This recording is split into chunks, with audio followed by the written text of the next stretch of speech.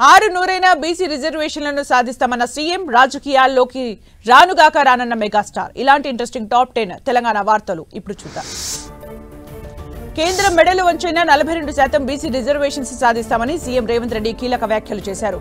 BC వర్గాలకు కాంగ్రెస్ అండగా ఉందని, రాహుల్ ప్రధాని కావడం ఖాయమన్నారు. రాష్ట్రపతి అపాయింట్మెంట్ ఇవ్వాలని కోరామన్నారు. పార్లమెంట్లో బీసీ బిల్లుపై చర్చ జరగాలని, 42% రిజర్వేషన్ బిల్లును కేంద్రం ఆమోదించాలని డిమాండ్ చేశారు సీఎం రేవంత్ రెడ్డి. బీసీలకు ఏ పార్టీ ఏం చేసిందో బహిరంగ చర్చకు సిద్ధమన్నారు. కేంద్ర సహాయ మంత్రి బండి సంజయ్ బీసీలకు 42% రిజర్వేషన్లు అమలు చేస్తేనే మద్దతిస్తామని చెబుతున్న కాంగ్రెస్ బీసీలకు 5% పెంచి ముస్లింలకు అదనంగా 10% రిజర్వేషన్లు కల్పించే కుట్ర చేస్తోందని విమర్శించారు. ముస్లిం రిజర్వేషన్ల కోసమే కాంగ్రెస్ ధర్నా చేస్తోందని ఆరోపించారు.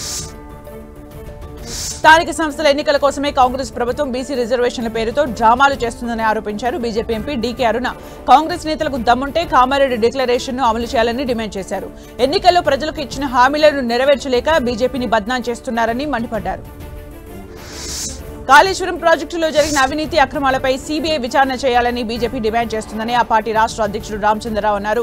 కొమరం భీం ఆసిఫాబాద్ జిల్లా కాగజ్ నగర్ లో పర్యటించిన ఆయన బీసీ నినాదంపై కాంగ్రెస్ అనవసర రాద్ధాంతం చేస్తూ రాష్ట్ర ప్రజల్ని తప్పుదోవ పట్టిస్తున్నారని ఆరోపించారు. మెగా బ్లడ్ డొనేషన్ డ్రైవ్ లో మెగాస్టార్ చిరంజీవి కీలక వ్యాఖ్యలు చేశారు. తాను రాజకీయాలకు పూర్తిగా దూరంగా ఉన్నానన్నారు. అయినా కొందరు నేతలు తనను విమర్శిస్తూనే ఉంటారని తెలిపారు. సోషల్ మీడియాలోనూ తనపై అవాకులు చవాకులు పేలుస్తుంటారన్నారు. అయితే రాజకీయ విమర్శలపై తాను పెద్దగా స్పందించనని చిరంజీవి క్లారిటీ ఇచ్చారు.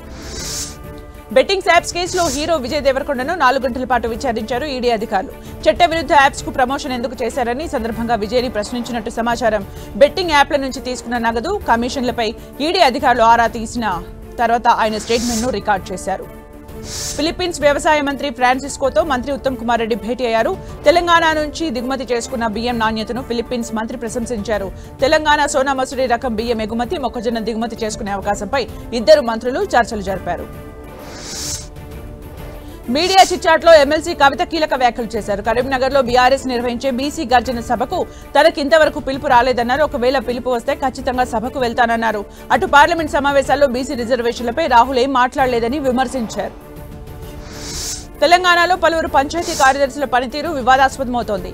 విధులకు డుమ్మా కొడుతూ ఫేక్ ఫోటోలతో అటెండెన్స్ ఇస్తున్న తీరు చర్చనీయాంశమవుతోంది. దీనిపై సీరియస్ అయిన సర్కార్ ఉమ్మడి ఖమ్మం జిల్లాలో ఫేక్ అటెండెన్స్ చేసిన 65 మంది పంచాయతీ కార్యదర్శులకు నోటీసులు జారీ చేసింది. తెలంగాణలో మరో 3 రోజుల పాటు వర్షాలు దంచుకొట్టనున్నాయి. ఇప్పటికీ పలు జిల్లాలకు ఎల్లో అలర్ట్ కొనసాగుతోంది. ఇవాళ సంగారెడ్డి, వికారాబాద్, మెదక్, కామారెడ్డి జిల్లాలకు ఎల్లో అలర్ట్ జారీ చేశారు. ఈ జిల్లాలో ఉరుములు మెరుపులతో కూడిన వర్షం కురిసే ఛాన్స్ ఉందన్నారు. ఈ నెల 9 వరకు పలు జిల్లాల్లో భారీ వర్షాలు కురిసే అవకాశం ఉందన్నారు.